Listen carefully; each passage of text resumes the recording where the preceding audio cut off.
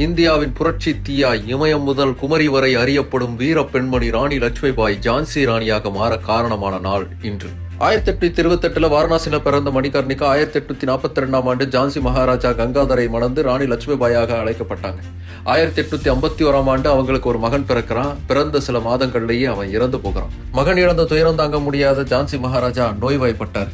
தங்களுக்கு இந்த நாட்டுக்கு அடுத்து ஒரு வாரிசு வேணுங்கிறதால 2 பேரும் சேர்ந்து ஒரு பையனை தத்தெடுத்தாங்க. தத்தெடுத்த கொஞ்ச நாள்லயே உடல்நலம் சரியில்லாத ராஜா கங்காதர் இறந்து போறார். அப்போ தன் வளர்ப்பு மகனான தாமோதரை ஆட்சியில் அமர வைக்க லட்சுமிபாய் முடிவெடுக்கிறாங்க.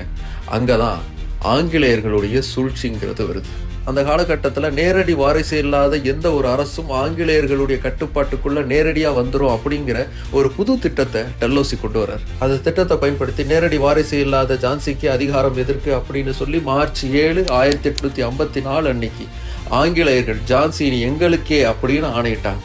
அதை கேட்டு துடித்தெழுந்த ராணி லட்சுமிபாய் ஜான்சிக்கான உரிமையை நான் என்னைக்கும் விடமாட்டேன், ஜான்சியை பிரியவும் மாட்டேன் அப்படின்னு முழக்கமிட்டு ராணி லட்சுமிபாயா மாறி ஆங்கிலேயர்களை எதிர்த்து களத்துல இறங்கினாங்க.